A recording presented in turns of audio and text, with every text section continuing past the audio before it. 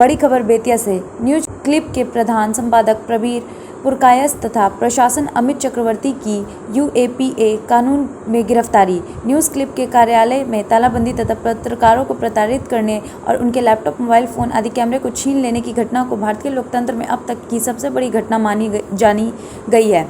इसके पूर्व बीबीसी, दैनिक भास्कर, भारत समाचार, news laundry, the wire, the Kashmir वाला आदि को भी जानबूझकर कुचलने का काम किया गया है।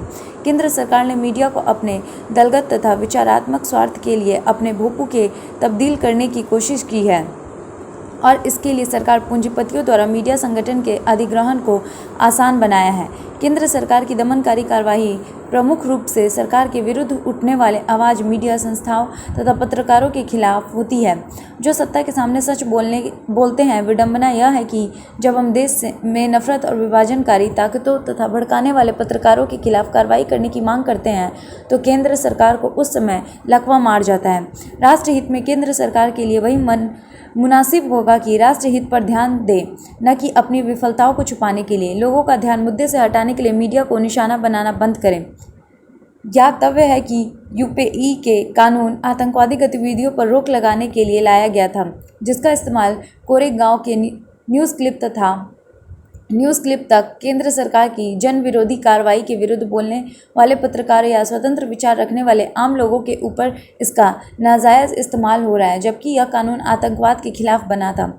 पश्चिम चंपारण के जिला मुख्यालय बेतिया में शनिवार को नागरिक मंच द्वारा प्रतिवाद मार्च निकाला गया। प्रतिवाद मार्च सरकार की कार्रवाई की तीव्र भर्त्सना करती है कि पत्रकार और स्वतंत्र विचार रखने वाले सामाजिक कार्यकर्ताओं के विरुद्ध यूपीए जैसे आतंकवादी कानून को अविलंब वापस कर पत्रकारों को रिहा करने तथा न्यूज़ क्लिप के कार्यालय को खोलने की मांग करती है। इस प्रतिवाद मार्च में शमसुल हक, पंकज मोहम्मद शकील, प्रभुराज नारायण राव, अमानुल हक, जफर हक, आशुतोष बर्नवाल, डॉक्टर एजाम अहमद, अशफाक अली, इम्तियाज आलम, सैयद फैज़ अहमद, एडवोकेट मोहन सिंह, अतुल्य कुमार, राजकुमार, प्रभुनाथ गुप्ता, मोहम्मद हनीफ, शंकर कुमार राव, वीके नरूला, नीरज बर्नवाल, राणा प्रताप, राणा प्रसाद, जफर हक, साहबुद्दीन, तनवीर आलम, अक्षय कुमार आदि शामिल थे।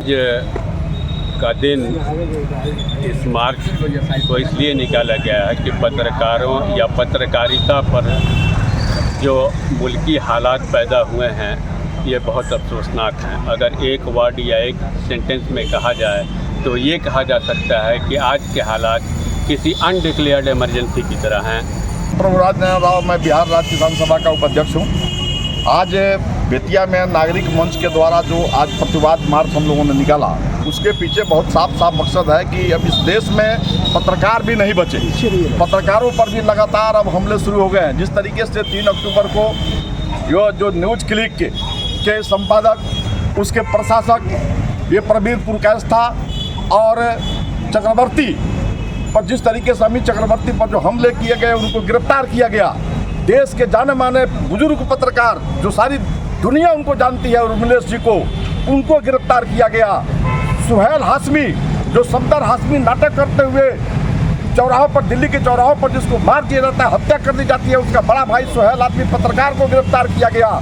और जिस तरीके से अभिसार शर्मा जैसे लोगों को गिरफ्तार किया गया, यह साबित कर रहा है कि देश की जो सरकार है वो घोर तानाशाह बन चुकी है, हिटलरवादी बन चुकी है और वो नहीं चाहती है कि सरकार के खिलाफ और मोदी के खिलाफ एक भी शब्द कहीं से भी आवे। यही कारण है कि आज पत्रकारों पर भी हमले बढ़े हैं।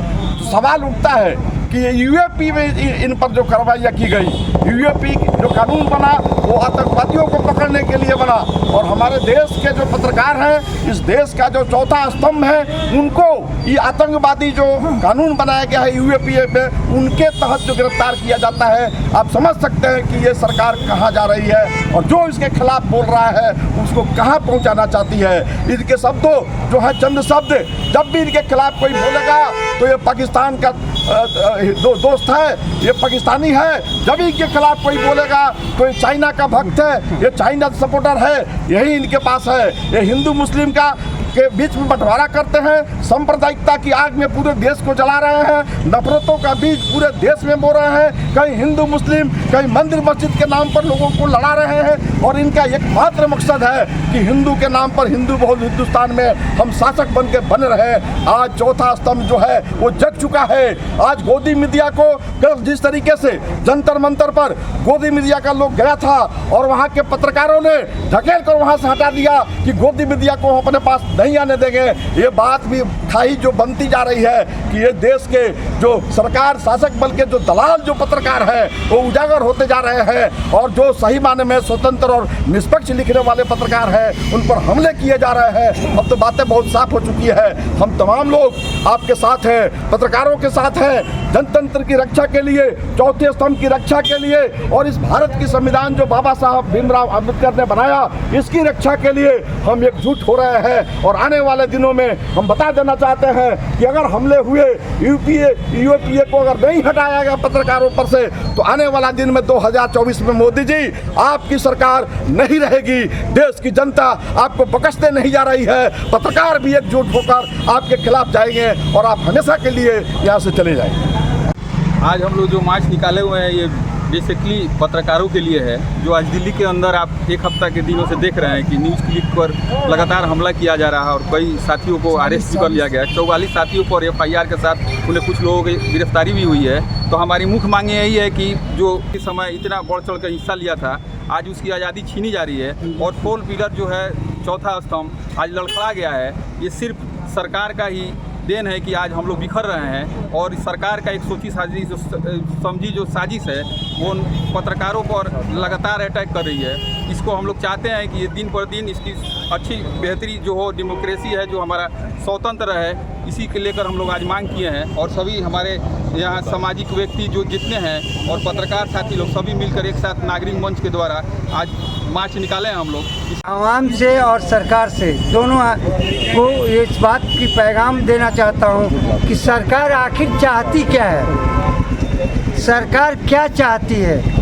जिस समय से वो राज कर रही है उस समय से पत्रकारों पे, कभी मस्जिद मंदिर पे, कभी किसी के आपस में भाईचारगी को टुकड़े टुकड़ों में बांट रही है। आखिर उसका मकसद या मंसूबा क्या है, क्या क्या बदलेगी वो। सरकार ने डॉक्टरों का मोनिग्राम बदल दिया, क्यों बदल दिया, क्या कारण है।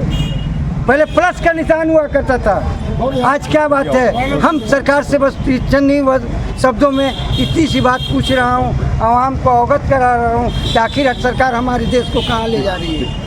मैं प्रोफेसर शमसुल हक एमजीए कॉलेज से रिटायर हो चुका हूँ और देश के नागरिक की हैसियत से मुझे दो बात कहनी है कि साहब लोकतंत्र पर खतरा आ चुका है।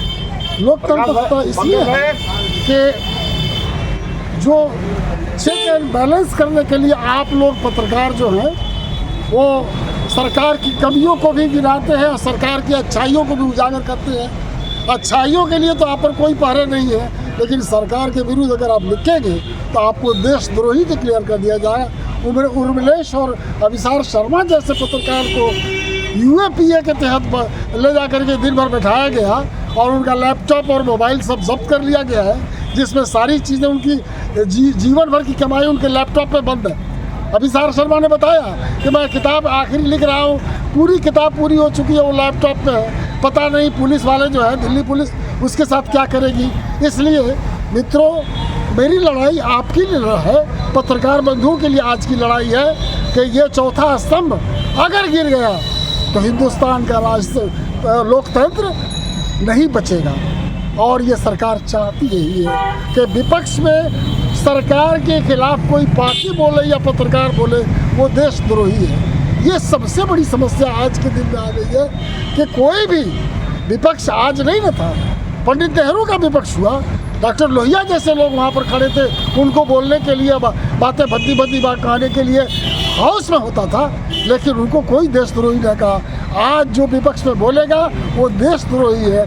बीजेपी जब जो खिलाफत करेगा, जो उसकी मुखालफत करेगा, वो देशद्रोही है। मित्रों, आप तमाम लोगों से, तमाम पत्रकार बंधुओं से हमारी गुजारिश है कि आप जैसे लिख रहे हैं, जैसे न्यूज़ को फैला रहे हैं, आप बिल्कुल उसी तौर पर खड़े रहिए। चंपारण की जनता कम से कम आपके पीठ पर खड़ी है, आपके साथ हैं, आपके दुख में सुख में हम तमाम लोग आपके साथ हैं। जब भी आप कॉल करेंगे हम मौजूद रहेंगे, लेकिन आपकी कलम झुकने नहीं पाए, आपकी कलम बिकने नहीं पाए। धन्यवाद।